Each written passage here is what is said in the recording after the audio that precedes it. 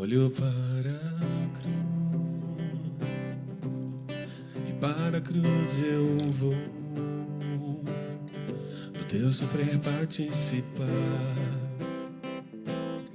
das tuas obras vou cantar. Meu Salvador na cruz mostrou o amor do Pai, o justo Deus.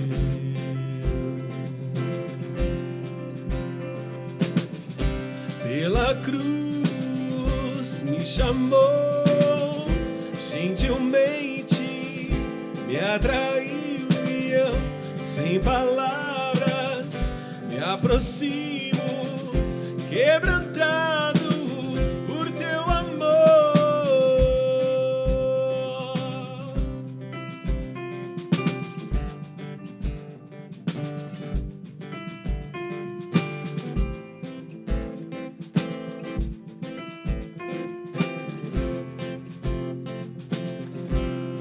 Imerecida vida, de graça recebi, por tua cruz, da morte me livrou, trouxe minha vida, e eu estava condenado,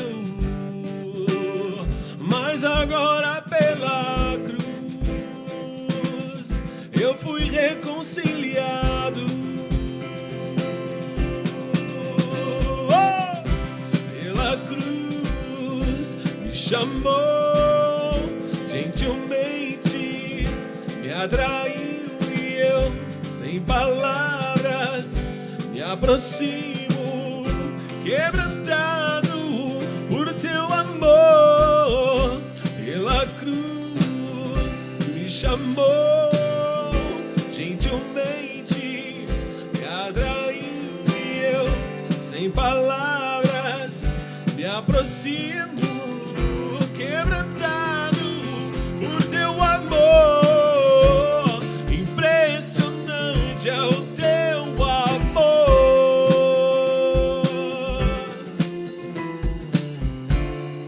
Me redimiu e me mostrou o quanto é fiel. Impressionante é o teu amor.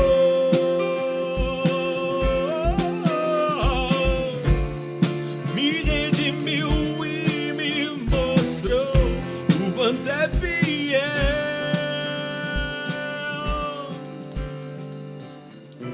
Pela cruz me chamou, gentilmente me atraiu e eu, sem palavras, me aproximo, quebrantado por teu amor.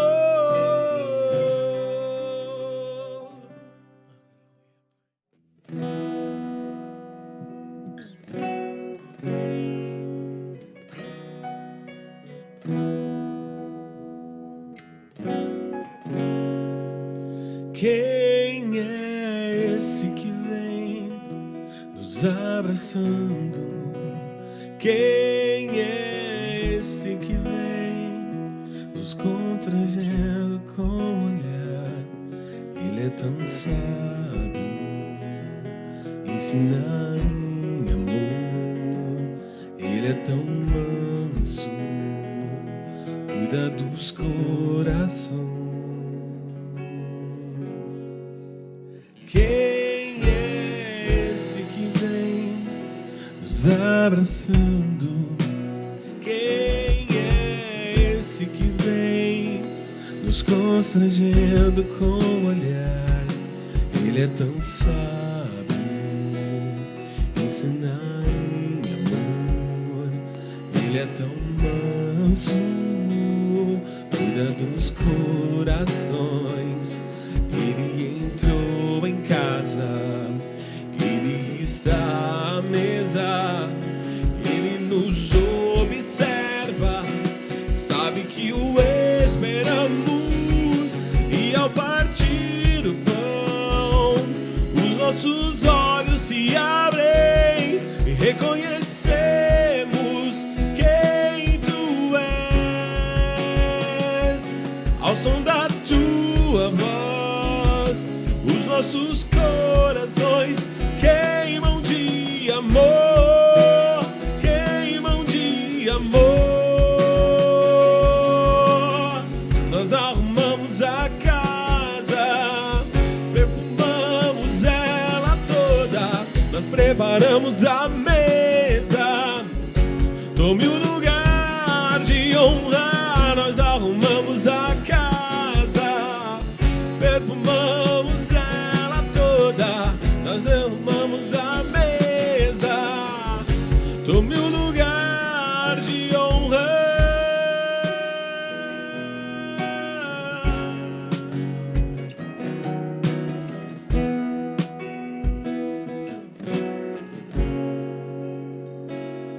E ao partir o pão, os nossos olhos se abrem e reconhecemos quem tu és. Ao som da tua voz, os nossos corações queimam de amor, queimam de amor.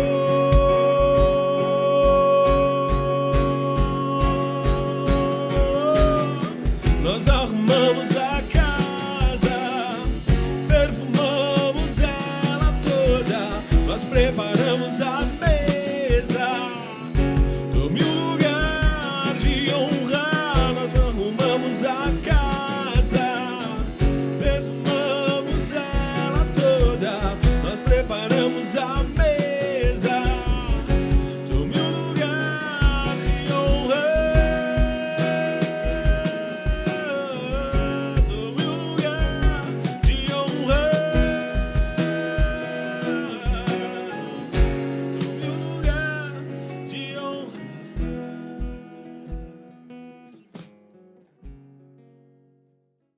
Como é bom estarmos juntos aqui em mais um One Pocket. Estou muito feliz de estar com você aqui de novo. E hoje eu quero conversar com você um pouquinho sobre desânimo. Quem nunca ficou desanimado? Quem nunca passou por uma situação complicada, te colocou para baixo? Quem sabe aí, seja uma questão de trabalho, seja talvez uma desilusão amorosa, seja os problemas gerais que todos nós passamos e muitas vezes nos encontramos desanimados, para baixo, triste. Quem sabe no teu caso, de repente, pode ser até o excesso de trabalho, a falta de trabalho, em outros casos também, um desequilíbrio nas funções, nas tarefas do dia a dia, quem sabe algo que deu errado, ou quem sabe porque simplesmente nada está dando certo ultimamente aí na tua vida. E as expectativas que você tinha, e eram tantas, talvez ainda não tenham sido alcançadas. Mas entre tantas as razões que nós temos para que a gente possa estar mais desanimado em algum dia ou por um certo período, eu estava lendo agora recentemente, num devocional meu, o livro de 2 Coríntios, no capítulo 4, e chamou muito a minha atenção porque em poucos versículos, 3 vezes Paulo vai falar que eles não desanimavam. E aí, entre os versículos, ele comenta as dificuldades que eles passavam, os problemas que eles enfrentavam, as torturas, as perseguições, e ainda assim, eles sempre relembrando que eles não podiam desanimar, mesmo em frente a tantos empecilhos, mesmo em frente a tantas coisas que pareciam estar dando tão erradas nessas situações pelas quais eles estavam vivendo. E aquilo chamou muito a minha atenção, até porque eu tenho conversado com várias pessoas, com vários líderes, que durante esse tempo de pandemia têm comentado e falado que tem sido tão difícil, depois de mais de 4, 5 meses já, né, de pandemia, ter que estar em casa e ser privado de tantas coisas, o quão difícil é. Mas isso nem chega perto, nem se compara com relação às coisas que Paulo e os outros discípulos e os que estavam com ele passavam naquela época para poder pregar o evangelho. E eu fiquei pensando, inclusive com relação às questões do coronavírus, e sabe, muita gente já dizendo que também não aguenta mais o home office, né? Porque se fosse uma escolha, você escolhe estar no home office é uma coisa, mas quando você não tem a escolha e precisa estar por causa da quarentena, por causa daquilo que nós estamos vivendo, é bem mais difícil. E não é fácil para todos nós nos adaptarmos a situações distintas e diferentes, mas, ao mesmo tempo, eu fico imaginando, tudo bem, Independente se vai ser com relação à vacina, independente se vai ser depois, como vai ser a volta dos cultos, né? A volta das atividades aí, 100% realmente. Mas eu vejo que às vezes a gente está tão desanimado e murmurando e reclamando tanto com relação ao tempo de quarentena, as dificuldades que cada um tem lidado e passado de maneira completamente diferente nessa fase, depois que as coisas voltarem ao normal. Muita gente vai passar alguns meses e falar assim, nossa, e não é que era bom aquele negócio de fazer home office? E aí depois de passar o tempo do home office de volta, ou depois de passar mais um tempo assim, nossa, não é que era bom estar nos cultos lá de novo? E sabe, a gente fica num certo saudosismo e um certo desânimo com relação às coisas que a gente pode ou não pode fazer em alguns momentos. E é tão complicado, mas a verdade é que a impressão que me dá é que nós nunca estamos realmente satisfeitos. E o desânimo está extremamente ligado à nossa satisfação. Ou melhor, onde nós temos buscado realmente a nossa satisfação de verdade. Paulo vai mostrar como eles faziam para manter o ânimo, a satisfação, e revela o que ele começa a mostrar com relação à raiz do desânimo, que é o tema dessa mensagem que eu quero trazer para você hoje aqui também, baseado no livro de 2 Coríntios.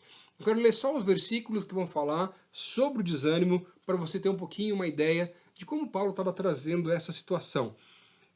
O primeiro versículo de 2 Coríntios, no capítulo 4, vai dizer: portanto, visto que temos esse ministério pela misericórdia que nos foi dada, não desanimamos.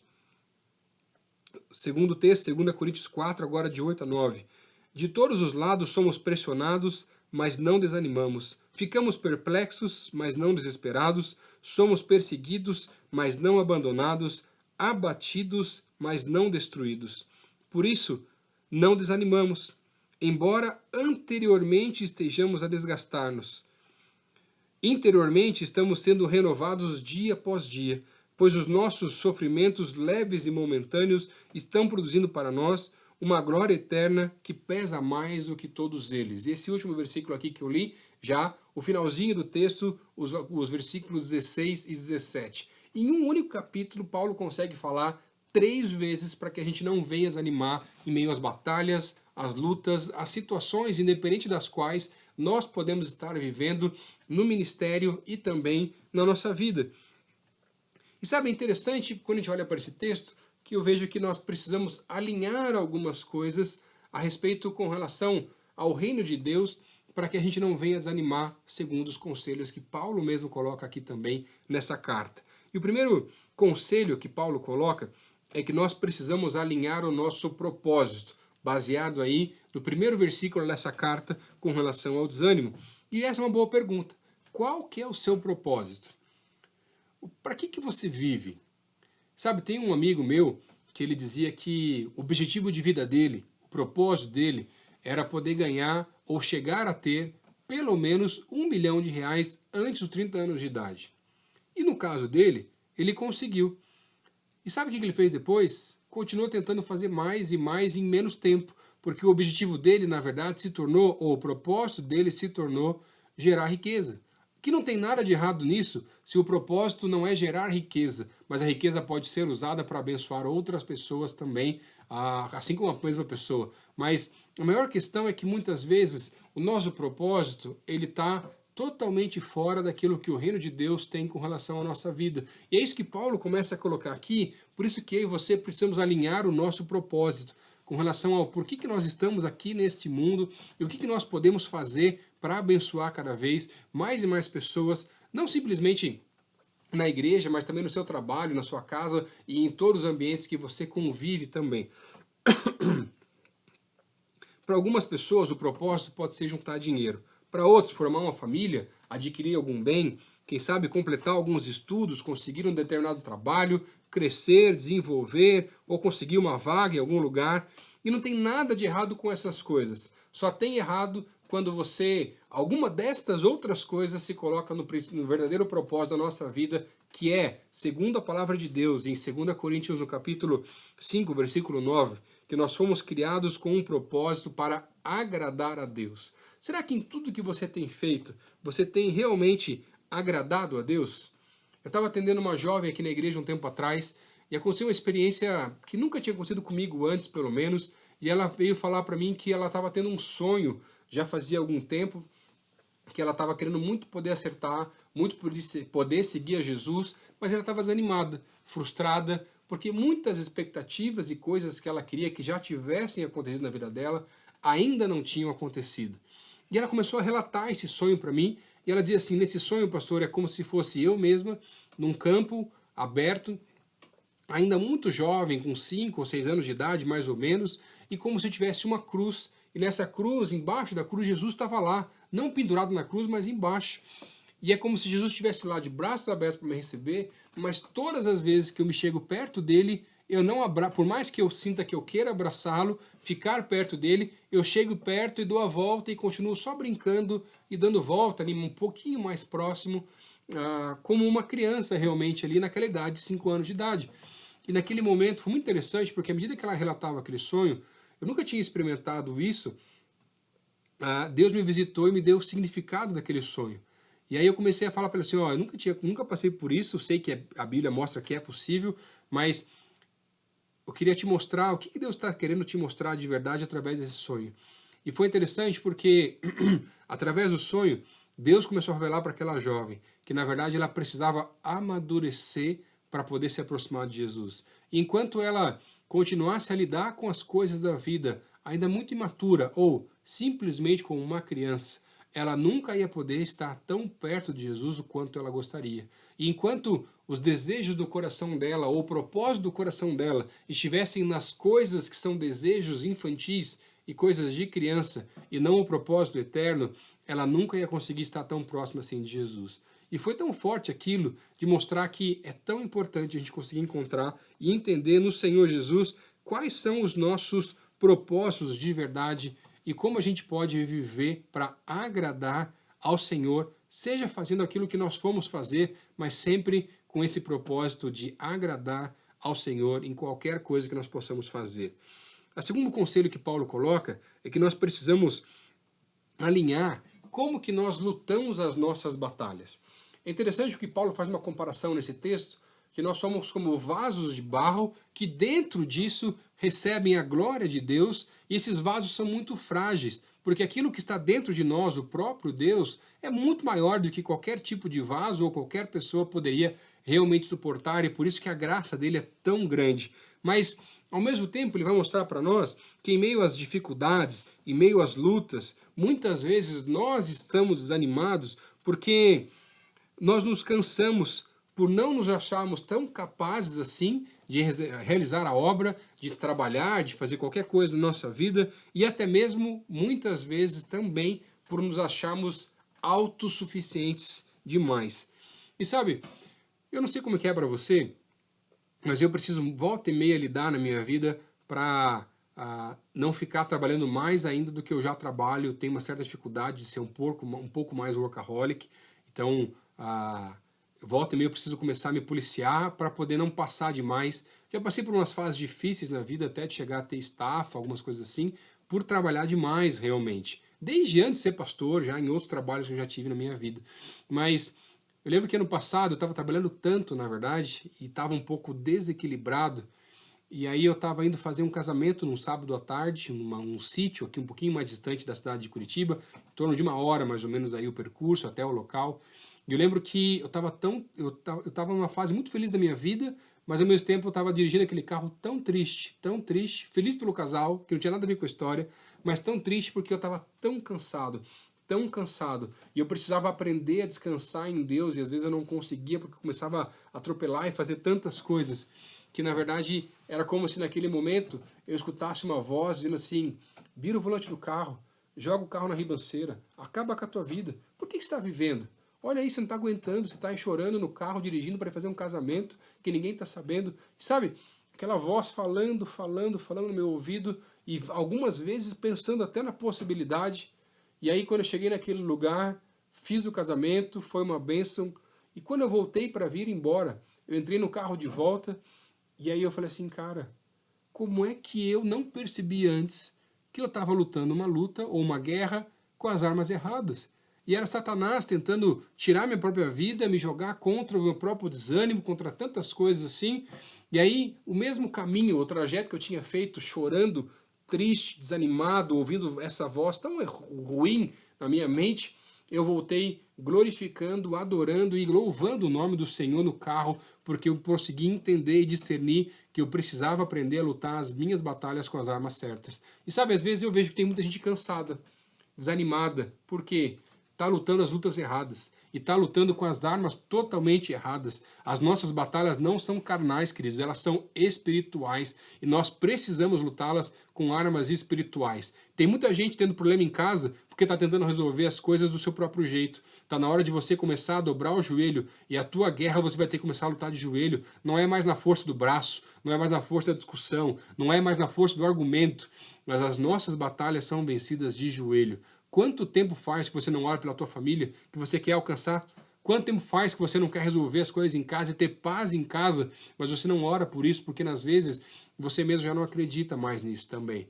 Por isso hoje eu quero te lembrar, te incentivar a tirar o desânimo e transformar o desânimo num ânimo para orar ainda mais pelas situações que estão dando errado na tua vida, mas lutando com as armas corretas, de joelhos de verdade, orando e clamando ao Senhor por uma visitação e por um milagre do alto em toda e qualquer situação pela qual você pode estar vivendo. Mas a terceira forma que Paulo coloca, o terceiro conselho, que nós precisamos também alinhar as nossas expectativas, já no versículo 16 e no versículo 17. Enquanto as nossas expectativas simplesmente forem nas coisas que são aqui dessa terra, que triste isso é.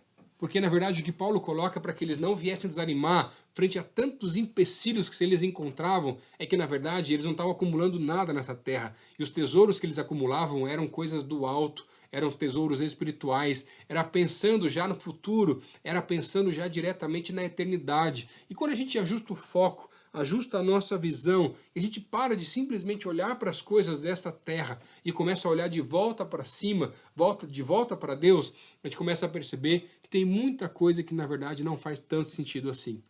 Eu não sei quais são as tuas expectativas e não tem nada de errado em ter expectativas. O problema é quando as expectativas se tornam maior do que Deus na minha e na sua vida. Eu lembro quando eu era mais novo, ainda fazendo a minha primeira faculdade de Relações Internacionais, na verdade o que eu queria naquele tempo era fazer a faculdade, preparar, me estudar cada vez mais e me formar e tentar os concursos do Instituto Rio Branco para me tornar diplomata também, na verdade. E sabe, era um negócio que eu colocava algumas condições e pensava e sonhava, e eu tinha uma grande expectativa com relação àquilo de verdade. Por mais difícil que o concurso seja, não posso admitir, não posso afirmar, nem se eu ia passar ou não ia passar, mas com muito esforço e correndo atrás, talvez muitos anos, tenho certeza que poderia, não só eu, como muitos aí também conquistar tantas outras vagas em outros lugares, em outros concursos também. Mas eu buscava tanto aquilo, e aí eu tinha todos os meus planos, na verdade, já preparados, que eu ia fazer isso, daí eu conseguia mais dinheiro, e aí eu ia juntar um bom recurso para investir em imóveis, colocar esses imóveis para alugar, e aí sim, depois de fazer tudo o que eu queria, eu ia dar agora a minha vida e dedicar, ou melhor, ia dedicar o resto da minha vida para Deus, para servir Ele de verdade. E não tinha nada errado em fazer planos, mas um dia Deus me visitou e falou assim: Lucas, teus planos são muito legais, teus planos são muito bacanas, mas eu só tenho uma pergunta para você. O que é que você vai fazer se eu voltar antes de que os seus planos se concretizem de verdade? Eu falei assim: Deus, aí não sei também. E sabe, aí naquele dia Deus me visitou e reacendeu o chamado que Ele tinha para a minha vida. E eu não sei qual é o chamado que Ele tem para a sua vida, até porque eu não gosto muito do termo de chamado de tempo integral ou tempo parcial, para quem trabalha full time no ministério ou para quem trabalha parcial. Eu prefiro chamar que todo mundo tem o tempo integral ou chamado integral para a sua vida. Alguns trabalham mais tempo na igreja, outros menos. Mas o meu chamado e o teu chamado ele é integral, querido. E aonde você está, no seu trabalho, na sua casa, tudo é integral, porque na verdade é nesses lugares que Deus quer usar a tua vida, ajustar as tuas expectativas, para que você possa usar tudo aquilo que Ele te deu para transformar a vida das pessoas que estão também aí à sua volta. E sabe, as minhas expectativas tiveram que ser ajustadas. E eu dou glória a Deus por isso, porque eu não me arrependo de nada disso. E eu não estou dizendo com isso simplesmente que todos aqui que estão ouvindo essa mensagem hoje vão se tornar pastores ou vão se tornar aí pessoas que vão estar dedicando o tempo todo para a igreja. Mas eu queria te convidar a dedicar todo o teu tempo para Deus. Porque quando você fizer tudo que você faz para Deus, com certeza as coisas não só vão ficar mais leves, mas você vai conquistar e chegar em lugares muito maiores do que você já imaginou chegar também. Eu queria deixar essa mensagem para você e falar assim, não desanima, volta os teus olhos para as coisas do alto. Deus tem mais para a minha vida, mais para a tua vida, e Ele tem um plano e um propósito lindo para a sua vida. E se hoje você ouviu essa mensagem e quer tomar uma decisão para conhecer mais a Jesus, eu queria pedir para você colocar os seus dados nesse link. Nós queremos te acompanhar e te ajudar a conhecer mais e mais Jesus a cada dia. Durante o próximo louvor, acompanha conosco e você pode colocar os teus dados, preenchendo esse link também. Que Deus te abençoe muito. E mesmo em meio à quarentena, mesmo em meio a qualquer coisa que você possa viver na tua vida, não desanime. Alinha de volta a visão, alinha de volta para onde você tem que olhar, que é de volta para o alto, de volta para cima, para que possamos sim começar a acumular coisas lá nos céus e não simplesmente ficar correndo atrás das coisas que estão aqui nessa terra, por mais que elas também sejam importantes e a gente precisa trabalhar, a gente vai ter que dividir o nosso tempo, equilibrar a nossa vida, mas muito mais do que isso, o que Deus tem te chamado para fazer e aonde Ele chamou você para fazer, esse é o teu ministério. Que Deus te abençoe cada vez mais.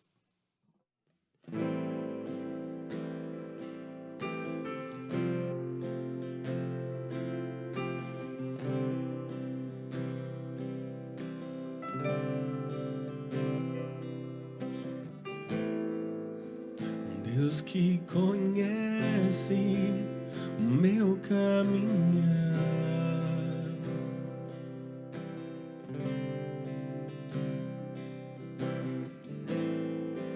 Senhor que examina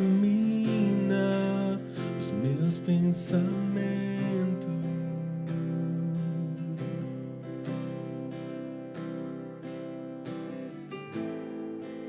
meu nome escrito em suas mãos está.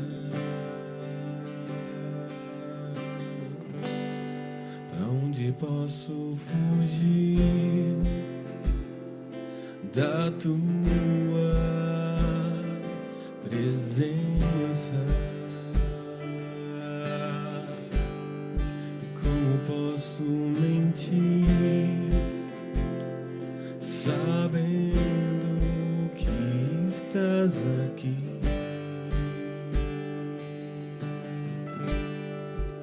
Encontra em mim aquilo que não te agrada, consome como fogo, purifica o ouro que há dentro de mim.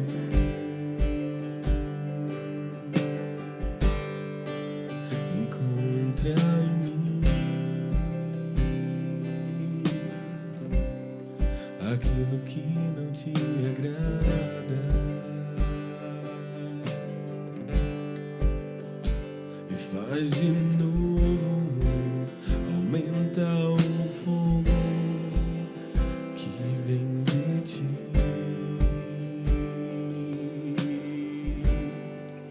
Encontra em mim